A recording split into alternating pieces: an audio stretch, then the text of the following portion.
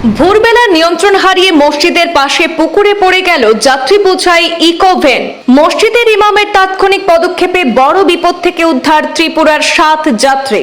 দুর্ঘটনাগ্রস্ত বাহনে যাত্রীদের সহায়তা করতে মসজিদের মাইকে গ্রামবাসীদের ডাকলেন ইমাম। মসজিদের মাইকে ইমামের আবেদন শুনে গ্রামবাসীরা দ্রুত ছুটে এসে পুকুরের জলে আটকে পড়া বাহন থেকে উদ্ধার করলেন 7 যাত্রীকে। মসজিদের ইমামের তাৎক্ষণিক বুদ্ধিমত্তায় বড়সড় দুর্ঘটনার হাত থেকে রক্ষা পেলেন যাত্রীরা। বিচিত্র এই ঘটনাটি সংঘটিত হয়েছে নিলামবাজারের বাহাদুরপুর এলাকায়। স্থানীয় জামে মসজিদের ইমাম মাওলানা আব্দুল বাসিতের এই মানবিক পদক্ষেপকে কুর্নিশ জানাচ্ছেন এলাকার সর্বস্তরের মানুষ।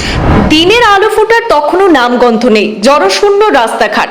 সেই ভোররাতে আসাম ত্রিপুরা জাতীয় সড়ক থেকে ত্রিপুরার একটি ইকো ভ্যান নিয়ন্ত্রণ হারিয়ে নিলামবাজারের বাহাদুরপুর জিপি কার্যালয়ের বিপরীত দিকে স্থানীয় বরবাড়ি জামে মসজিদের পাশে পুকুরের প্রায় মাঝামাঝি অংশে পড়ে যায় এবং মুহূর্তের মধ্যে জলভাগে সেখানে ডুবে যায়।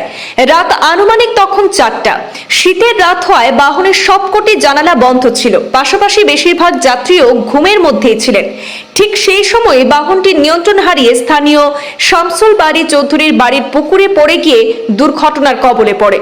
হঠাৎ জোরে শব্দ পেয়ে বাহাদুরপুর বড়বাড়ি জামে মসজিদের ইমাম তথা মীরাবাড়ি মাদ্রাসার শিক্ষক মাওলানা আব্দুল বাসিত ঘটনাটি প্রত্যক্ষ করে যখন বুঝতে পারেন যে ওনার একার পক্ষে উদ্ধার সম্ভব নয়, তখন উপস্থিত বুদ্ধি কাজে লাগিয়ে তাৎক্ষণিক মসজিদের মাইকে ঘটনার সংবাদ প্রচার করে যাত্রীদের উদ্ধারে সহায়তার আবেদন জানান। মুহূর্তের মধ্যে গ্রামবাসীরা ছুটে এসে জলে আটকে পড়া সেই ইকো ভ্যান থেকে একে একে চালক সহ ত্রিপুরার 7 জন যাত্রীকে নিরাপদে উদ্ধার করতে সক্ষম হন এবং বড় ধরনের এক অনাকাঙ্ক্ষিত বিপদ এড়ানো সম্ভব হয়। উদ্ধারকারীদের সূত্রে জানা গেছে, যাত্রী বোঝাই বাহনটি জলে পড়ার পর দ্রুত জলের নিচে ডুবে যায় এবং যাত্রীরা ভেতর থেকে বাহনের দরজা খুলতে পারছিলেন না। তখন প্রবল শীতের মধ্যে ইমাম সহ উদ্ধারকারীরা জলে নেমে বাইরে থেকে দরজা খুলে 7 জন যাত্রীকে নিরাপদে বের করে আনেন। মসজিদের ইমাম মাওলানা আব্দুল বাসিত মাইকে ঘোষণা দিয়ে তাৎক্ষণিক উদ্যোগ না নিলে পরিস্থিতি আরো জটিল হতে পারত।